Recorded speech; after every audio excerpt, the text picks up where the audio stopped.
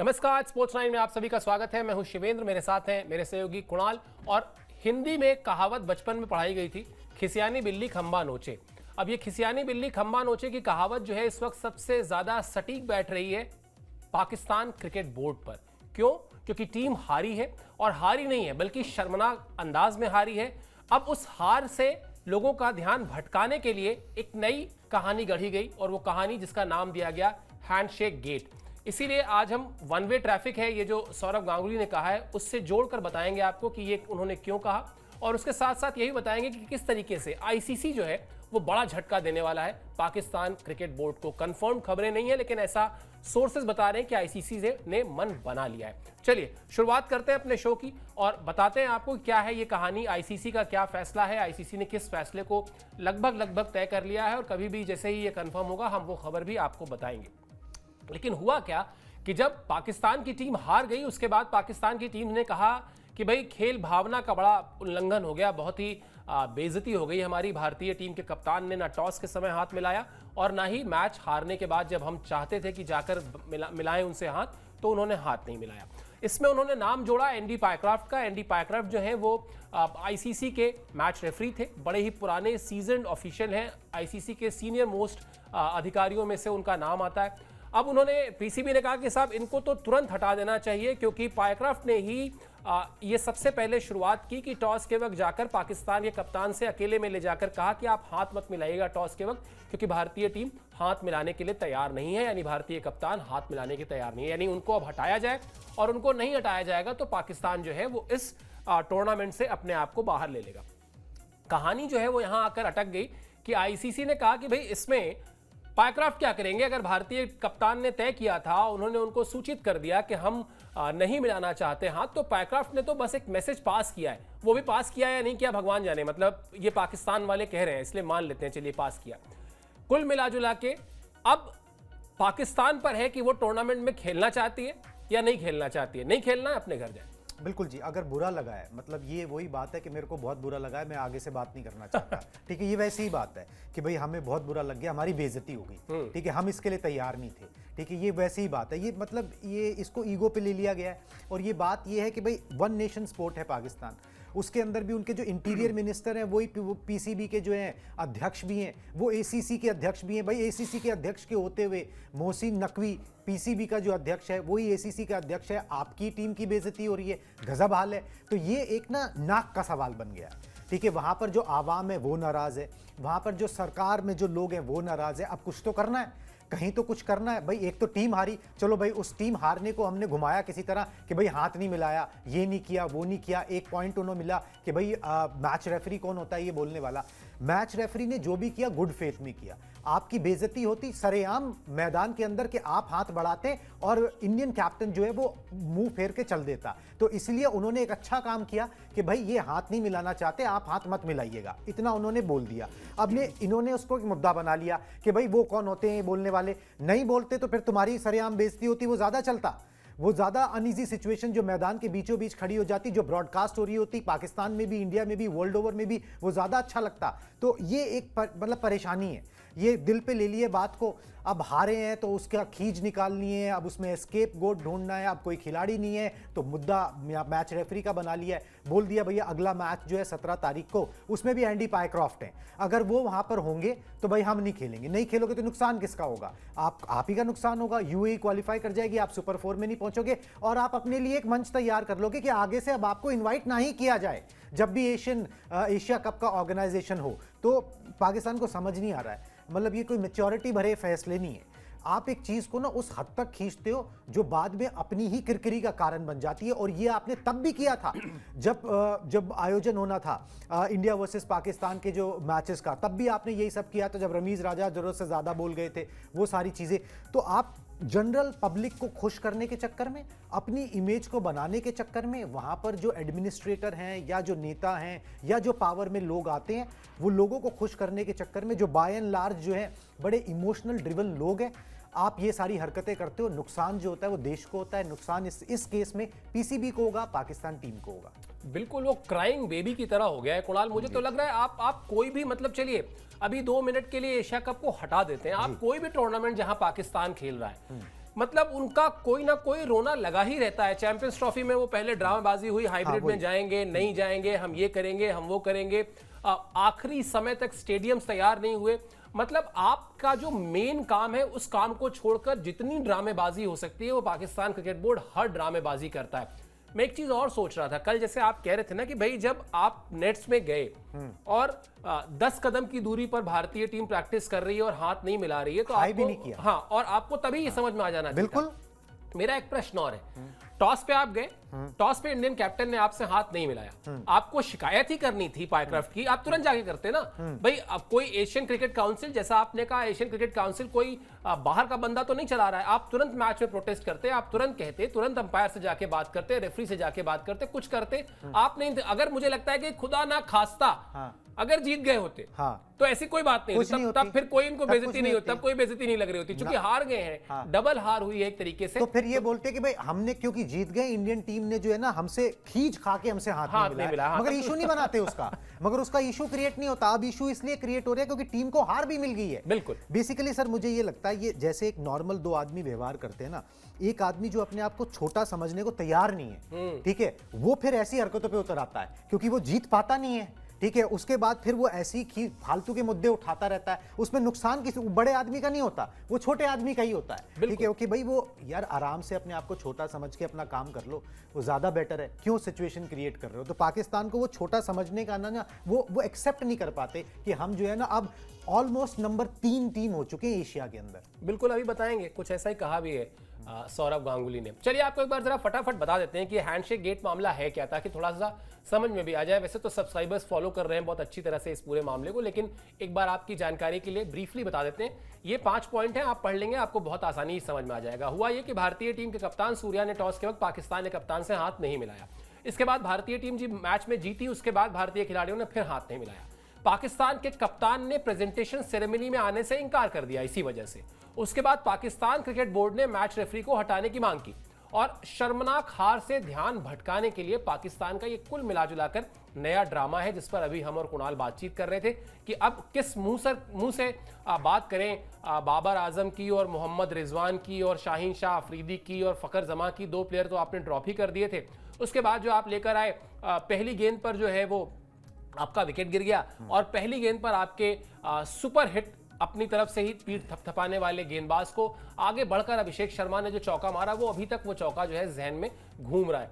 चलिए, वो बिल्कुल जैसे वो छक्का मारा था ना हारिस रऊफ को विराट कोहली ने, कुछ उसी अंदाज में था, बस वो छक्का था, ये चौका था। अब आपको बताते हैं सौरव गांगुली का वो स्टेटमेंट, और जो कुणाल ने भी कहा ना कि लड़ाई तो अब इस बात की है कि क्या पाकिस्तान नंबर 2 टीम भी रह गई है एशिया में।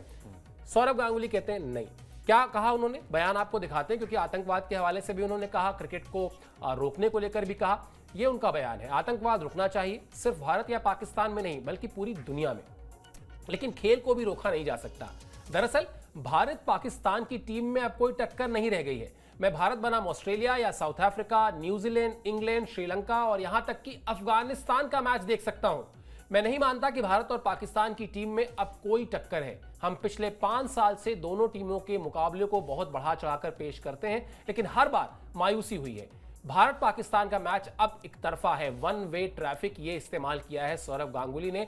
और ये वही सौरव गांगुली हैं कुणाल, जो मैं हमेशा पॉइंट आउट करता हूं, जो 2004 में भारतीय टीम को अपनी कप्तानी में लेकर पाकिस्तान गए और वहां पर 14 साल के बाद भारतीय टीम वहां पहुंची। आपने टेस्ट सीरीज जीती, आपने वनडे सीरीज जीती और उसके बाद भारत पाकिस्तान के क्रिकेट का जो पूरा का पूरा जो रिकॉर्ड बुक की शक्ल थी वो शक्ल बदल गई। वो सौरव गांगुली कह रहे हैं कि मैं इंडिया अफगानिस्तान देख लूंगा, इंडिया पाकिस्तान तो बस अब ऐसे ही है, कुछ उसमें रहता नहीं है मैच में। बिल्कुल जी, सही बात है। अब वो रह ही नहीं गया कुछ भी, कोई फाइट है ही नहीं। जब आप, अब वो दिक्कत ये है कि अब जब उसमें फाइट नहीं है ना, तो फिर आप जो है उसको करेक्ट तो कर नहीं पा रहे बीइंग एन एडमिनिस्ट्रेटर। अगर कोई सूझबूझ भरा इंसान होगा तो वो अपने आप को बैकफुट पर रखेगा, अपने आप को छोटा मानेगा, ठीक है, और बोलेगा कि भाई चलो let's work on me, work on my self, ठीक है, मैं 4 साल 5 साल अपनी टीम पर काम करता हूँ, अपने स्ट्रक्चर पर काम करता हूँ, जो सपोर्ट मुझे चाहिए इधर उधर से नहीं भी लेना है बीसीसीआई का सपोर्ट, तो कम से कम ये है कि उनसे पंगे नहीं लेता हूँ, ठीक है, उनको ऑफेंड नहीं करता हूं, वहां पर भी मतलब कि एटीट्यूड नहीं दिखाता हूं और अपने पे काम करेगा, मगर वो उन्हें करना नहीं है क्योंकि वो मुश्किल वे आउट है। जो इजी वे आउट है वो ये है कि अपनी आवाम को खुश करो, हमें क्या फर्क पड़ता है, हम जब हम पावर में बने रहें। दिक्कत तो यही है ना कि गलती खिलाड़ियों की नहीं है, सलमान अली आगा की नहीं है, वो इतने चौड़े नहीं हुए मैदान पर कि भैया जी हमसे हाथ क्यों नहीं मिलाया। बुरा जरूर लगा होगा, ऑब्वियसली लगेगा, मगर वो अंदेशा उनको था। ये चीजें जो है, जो एडमिनिस्ट्रेटर है पाकिस्तान के, जो बेसिकली सरकार के ही नुमाइंदे होते हैं, पॉलिटिकल बंदे होते हैं, वो लोग जो है ना इसका तिल का ताड़ बनाते हैं, अपने पॉलिटिकल माइलेज के लिए बनाते हैं, अपनी छवि बचाने के लिए बनाते हैं और सब कुछ करते हैं जिससे नुकसान देश का होता है। टीम में दम नहीं रह गया, स्ट्रक्चर में दम नहीं रह गया। पहले तो फिर भी ये था कि आपके पास कुछ ऐसे लोग होते थे जैसे इमरान खान के, भाई चलो किसी को खेलते हुए देखा, स्पार्क लगा, ताकत थी, उठाया भाई, दो चार बार खिलाया, उसके बाद जो है सीधा इंटरनेशनल क्रिकेट में उठा दिया, बिठा दिया। अब वो भी नहीं है, अब वो भी नहीं है कि भाई ऐसे कोई पार के लोग, पार की नज़र वाले लोग हों जिनके पास इतनी पावर हो, जो उस तरीके का स्टेचर रखते हो। वो कैप्टन सब नज़र नहीं आते हैं, तो कोई भी सिस्टम तो वर्क नहीं कर रहा है ना तो डोमेस्टिक सिस्टम वर्क कर रहा है, ना आपके पास उस तरीके के लेजेंडरी लोग हैं, ना क्रिकेटर्स को उस तरीके की अब पावर्स दी गई हैं। सब कुछ तो वहाँ पर सियासत से गवर्न होता है, जिसके पास पावर है तो वो अपनी पावर में रहने के लिए। अब वहाँ के जो बाकी जो नुमाइंदे हैं, जो प्रीमियर हैं, वहाँ के प्राइम मिनिस्टर हैं, उनको क्या पड़ी है वर्ल्ड क्रिकेट में, वर्ल्ड पॉलिटिक्स में उनको क्या तवज्जो मिल रही है, नहीं मिल रही है। उनको पाकिस्तान में अपनी गद्दी जो है चलानी है। सिमिलरली पीसीबी के अध्यक्ष हैं, उनको कुछ नहीं पड़ी है, उनको अपने हुक्मरानों को खुश करना है, उस आवाम के सामने अपने आप को एक हीरो, एक ऐसा बंदा जो भाई झुकेगा नहीं, टूटेगा नहीं, वैसा साबित करना है। और उसी चक्कर में ये सब कुछ हो रहा है। बुरा ये लगता है कि गत पाकिस्तान क्रिकेट की बन रही है, जो कि एक अच्छा खासा पावर हाउस था, एशियन में भी और वर्ल्ड में भी। बिल्कुल। और बहुत मतलब मैं तो कई बार सोचता हूँ, लाहौर में जो स्टेडियम है कुणाल, कितनी बार मैंने बताया है, वो इतना प्लान्ड वे में बनाया गया है, एक त्रिकोण की तरह की आकृति में, क्रिकेट स्टेडियम, फुटबॉल स्टेडियम और हॉकी स्टेडियम, और सब कुछ बिल्कुल वॉकिंग डिस्टेंस पे। और लाहौर का जो गद्दाफी स्टेडियम है, वहां से पाकिस्तान की जो क्रिकेट एकेडमी है, जैसे यहाँ अपने यहाँ एनसीए है, वॉकिंग डिस्टेंस पे है। बड़ा मेहनत करके वो इंफ्रास्ट्रक्चर बना होगा उस समय, जब इमरान खान ने चाहे वो पैसे चंदा लेके सब कुछ किया, अपने हॉस्पिटल के लिए अपनी टीम को वर्ल्ड कप जिताया, फैंस का वो क्रेज आया, जुनून आया, पैसा आया। और आपने सही कहा कि सिर्फ एशिया में नहीं, वर्ल्ड क्रिकेट में पाकिस्तान एक ताकत था। और ये पहचान थी पाकिस्तान की कि किलर इंस्टिंक्ट, क्रिकेट में मुझे लगता है किलर इंस्टिंक्ट शब्द पाकिस्तान के साथ सबसे ज्यादा जोड़ा जाता था कि ये पाकिस्तान की टीम है, जब तक आखिरी बॉल ना हो जाए तब तक इनको मत मानना कि ये हार गए। उस पाकिस्तान की ये दुर्दशा है। और कुणाल की बात बिल्कुल सही है, इसको समझना चाहिए कि आप अगर नहीं बन रही है आपकी, नहीं चल रही है आपकी, आप बिल्कुल पीछे गर्त में चले जा रहे हैं, तो आपको एक स्टॉप लेना चाहिए। जिंदगी में भी ये होता है, जब आपके तमाम फैसले गलत साबित हो रहे हो, रुकिए, ठहरिए, थोड़ा सोचिए, अपनी ताकत को फिर से रीस्टोर कीजिए, अपने ऊपर बाकी सदस्य देशों का फेथ बढ़ाइए। भाई आज अगर यही पाकिस्तान क्रिकेट बोर्ड कहता कि हम चलो ठीक है, बीसीसीआई हमारे साथ नहीं है, लेकिन हमारे पास जो छोटे बोर्ड हैं हम उनको अपने साथ लेके चलेंगे, लेकिन नहीं जी, है कुछ नहीं, पंगे लेना है बीसीसीआई से। मतलब अगर आपके पास नहीं है हिम्मत तो फिर नहीं करना चाहिए। किया क्या उन्होंने किया है, अभी एक बड़ा काम किया है वैसे पीसीबी ने, खबर दिखाते हैं आपको। पूरे मामले में झुंझलाहट में कह लें, गुस्से में कह लें, अपनी ही टीम के एक अधिकारी को सस्पेंड कर दिया साहब मोहसिन नकवी ने। और किसको सस्पेंड किया? क्रिकेट डायरेक्टर उस्मान वाला को तत्काल प्रभाव से सस्पेंड कर दिया गया। किस लिए? कि वो इस मामले को ठीक से हैंडल नहीं कर पाए। और वो उस्मान वाला जो है, ये बता दें आपको कि जो पाकिस्तान सुपर लीग पीएसएल होती है उसके चेयरमैन भी हैं। संवेदनशील मामले को ठीक तरह से नहीं संभालने का आरोप लगाया गया है। मुझे ये नहीं समझ में आ रहा है, जो बात आपने कही अभी, फिर आज भी हम लोग ये डिस्कस कर रहे हैं कि ये संकेत तो जब आपको ट्रेनिंग सेशन में दे दिए गए भारतीय टीम की तरफ से कि हमें हाथ मिलाने में कोई दिलचस्पी नहीं है जी। तो ये उस्मान वाला की गलती है, पाकिस्तान क्रिकेट टीम के मैनेजर की गलती है, पाकिस्तान क्रिकेट टीम के कप्तान की गलती है, या फिर किसकी गलती है? और अगर सबकी गलती है, अगर कलेक्टिव मिसरीडिंग हुई, आप नहीं समझ पाए कि ऐसा होने वाला है, तो फिर एक चेयरमैन को पीएसएल के या किसी भी एक अधिकारी को सस्पेंड कर देने से क्या मामला सॉल्व हो जाएगा? उस्मान वाला की गलती ये है कि वो टीम के साथ भाई चले क्यों गए ठीक है, जैसे होता है ना कि भाई एक दल के साथ जो है कुछ पॉलिटिकल लोग चले जाते हैं, या वो जो बोर्ड होता है, भाई फेडरेशन होती है, उसके लोग चले जाते हैं। अब अगर वहां पर खिलाड़ी हारता है और अगर आप पाकिस्तान से आ रहे हो और अगर उन खिलाड़ियों को कुछ नहीं किया जाएगा तो कोई तो फंसेगा। अब या उसमें अधिकारी फंसेगा या खिलाड़ी फंसेगा। यहाँ पर जो है वो खिलाड़ी नहीं फंसा, कप्तान नहीं फंसा, यहाँ पर जो है अधिकारी को फंसा लिया गया कि भाई तुमने क्यों नहीं रिपोर्ट किया। और क्या नहीं रिपोर्ट किया, जो दिख रहा है वो सामने दिख नहीं रहा है आपको, क्या रिपोर्ट करे। और भाई प्रैक्टिस सेशन में उन्होंने हाई नहीं की, उसके बाद जब आप जा रहे हो तो भाई आपको वहां पर मैच रेफरी जो है वो बोल रहा है कि भाई आप हाथ मत मिलाना, आपने हाथ नहीं मिलाया, आप मैच खेल रहे हो। उसके बाद 4 घंटे मैच चल रहा है, तो क्या करें, उसमें रिपोर्ट कर देते वो, आप क्या कर लेते, क्या उसमें क्या कर सकते थे, आप मैच बीच में रुकवा देते, क्या कर सकते थे मोहसिन नकवी, मतलब क्या पावर्स थी उनके पास ऐसी जो करनी। और अब क्या कर लेंगे वो, भाई आईसीसी के अध्यक्ष जो है वो जय शाह है, अब आप क्या कर लीजिएगा। एक कैलकुलेटेड रिस्क नाम की कोई चीज होती है, ये कैलकुलेटेड रिस्क जो है ना वो वहां कर जो एडमिनिस्ट्रेटर, मैं बार बार बोल रहा हूं, वो इस बात का लेते हैं कि हमारा देश में क्या होगा, हमारा वहां पर छवि बनी रहेगी कि नहीं बनी रहेगी। बाहर आपकी तो होनी ही है, जो होना है वो राइटिंग ऑन दी वॉल है, उससे उन्हें मतलब ही नहीं है। उनको बस ये है कि भाई हमारे देश में हमारी जो है ना वो गद्दी किसी तरह बनी रहे। बाहर हम कितने समझदार साबित होते हैं, कितने बेवकूफ़ साबित होते हैं, उससे कोई लेना देना नहीं है। तो उस्मान ख्वाजा का वाला की यहाँ पर कोई गलती नहीं है, बस ये कि एस्केप गोट तो चाहिए ना। एक बड़ी हार के बाद, एक शर्मनाक हार के बाद किसी पे तो ठीकरा फोड़ना है। कभी आप कप्तान पे फोड़ देते हो, बाबर रिजवान पे आपने फोड़ फोड़ के उनको भारी कर दिया, ठीक है, कि भाई ये किसी काम के नहीं है। बाकी जो आए उन्होंने बड़ा जिता दिया आपको, उनका भी वही हाल है। तो बेसिकली आप अपने मुद्दों को जो है ना वो एड्रेस नहीं कर रहे, जो एक लॉन्ग टर्म सॉल्यूशन चाहते हैं, जिस पे पैसा लगेगा, हिम्मत लगेगी, मेहनत लगेगी, बहुत टाइम लगेगा, वो आप नहीं करना चाहते। आप ये छोटी मोटी हरकतें करते रहते हो। और ये पता नहीं, एक होता है ना कि चोर भी जो चोरी करता है ना वो ना फिर ना नए तरीके ढूंढता है। ये 1990s से मैं इसी तरीके की बातें सुनता आ रहा हूँ। जब हम पीसीबी की बात करते हैं, पाकिस्तान क्रिकेट की बात करते हैं इन जनरल, तो बस वो एक बीच में से वो मैच फिक्सिंग नाम का जिन्न अब थोड़ा निकल गया, नहीं तो वो भी कंसिस्टेंट था कि चलता रहता था। तो ये चीज़ें जो है ना वो पाकिस्तान क्रिकेट के साथ ऐसी ही चलती आ रही हैं कि यहाँ पर इसी तरीके से व्यवहार होता है।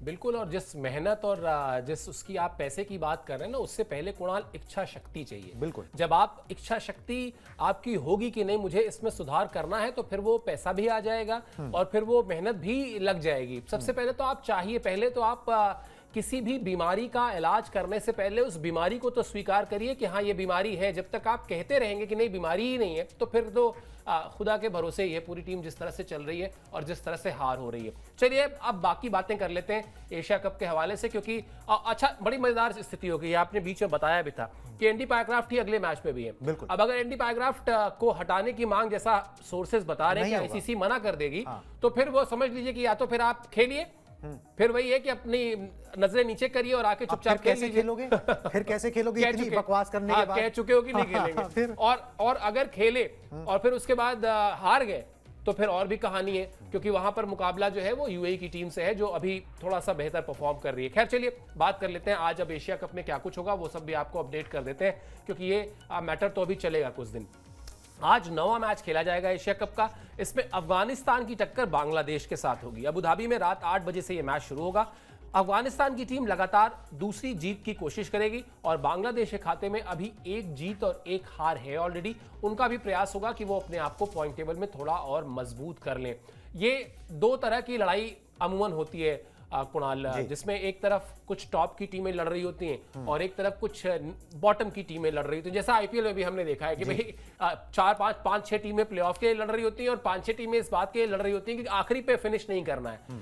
आज का मुकाबला जो है कम से कम ऐसा नहीं है। आज का मुकाबला ऐसा है जो आपको इस एशिया कप में ग्रुप स्टेज में पॉइंट टेबल में ठीक ठाक फर्क डालेगा, इसलिए भी ये इंपॉर्टेंट मैच है आज। बिल्कुल जी, इंपॉर्टेंट मैच है। अब बांग्लादेश के बारे में कोई बात नहीं करता रहा। अश्विन ने भी बोला था कि उनके बारे में बात करने लायक अब कुछ उस तरीके का रह नहीं गया है। ठीक है, T20 टीम की खास तौर पे बात करें और बांग्लादेश में खेले तो फिर भी एक फोर्स है। वो बाहर निकले तो उनका भी मामला जो है गड़बड़ा गया। देश के हालात भी वैसे ही, टीम के हालात भी उससे जो है वो काफ़ी डिफरेंस जो है वो उसमें है नहीं।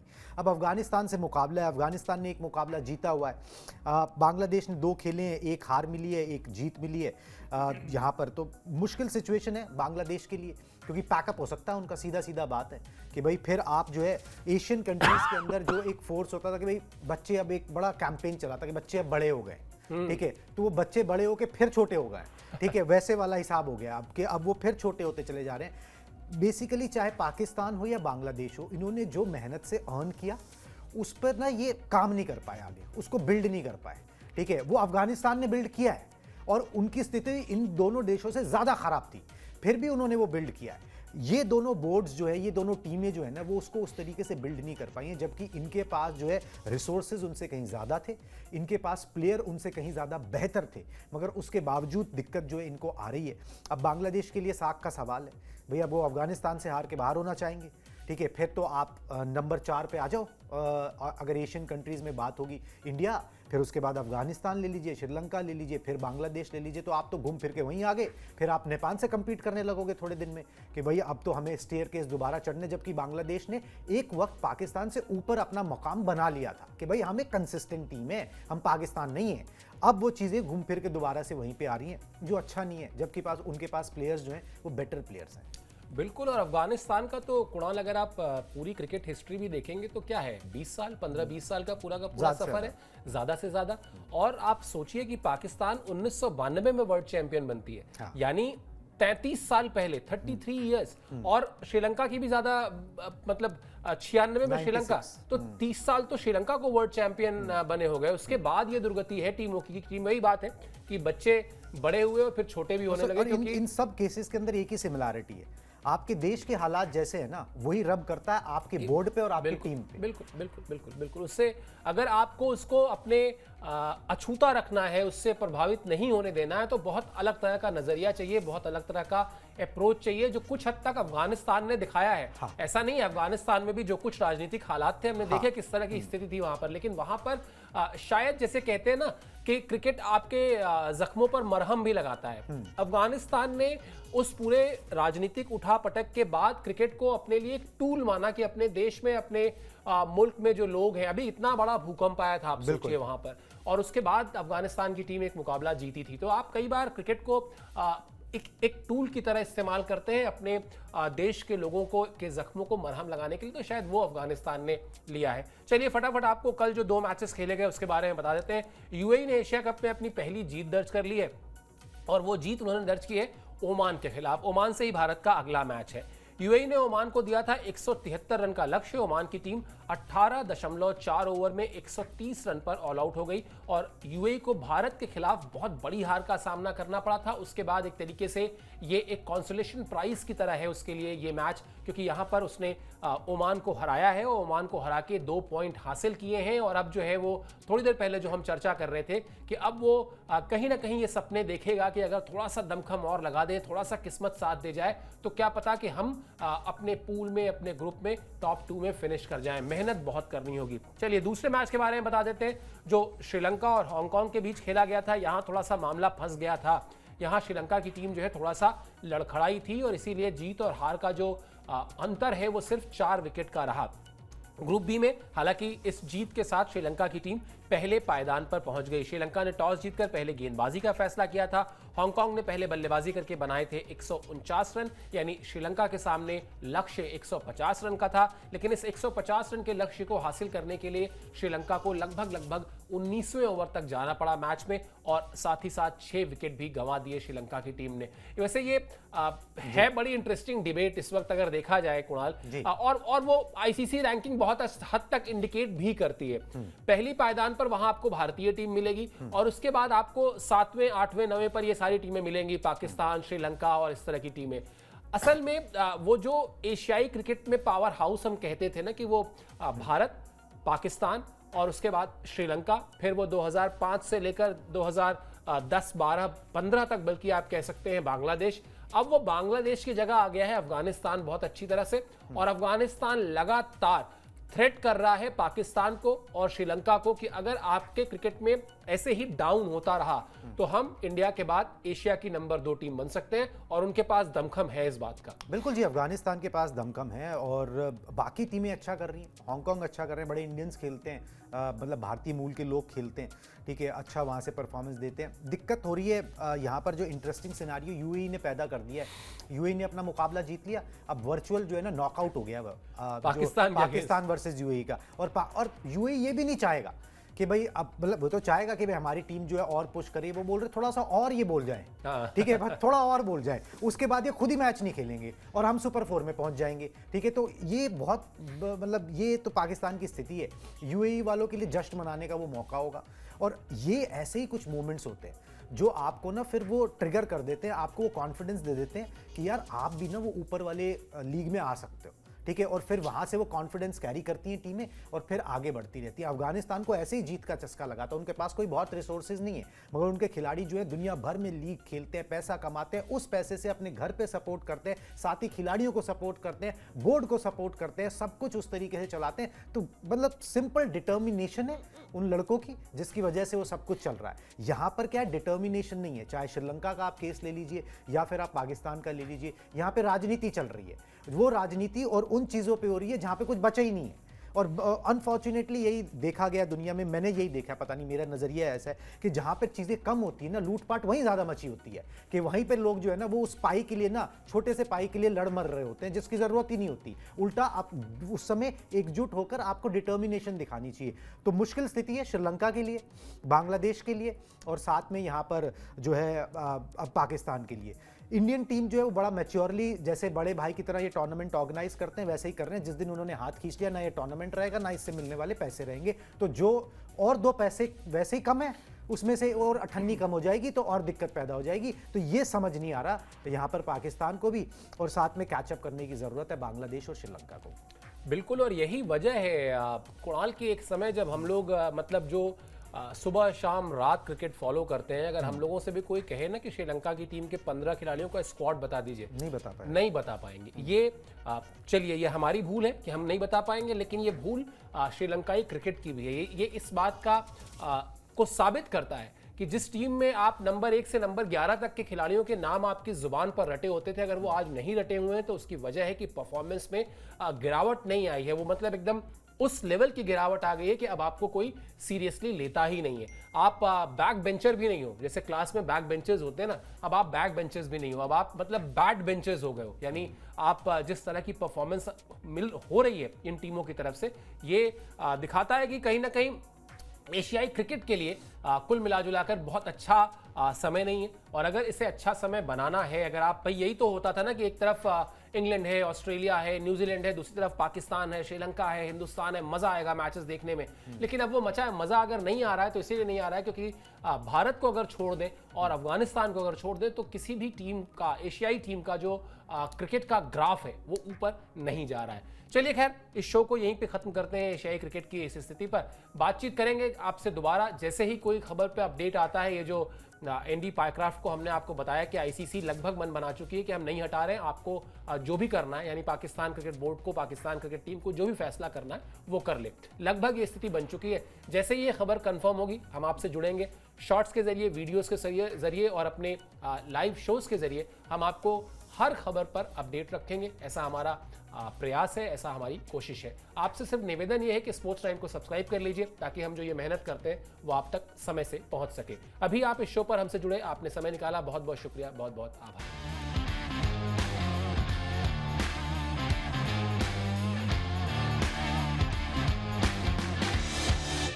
ये है सीक्रेट रेसिपी MDH का जीरा सब जल जीरा मसाला।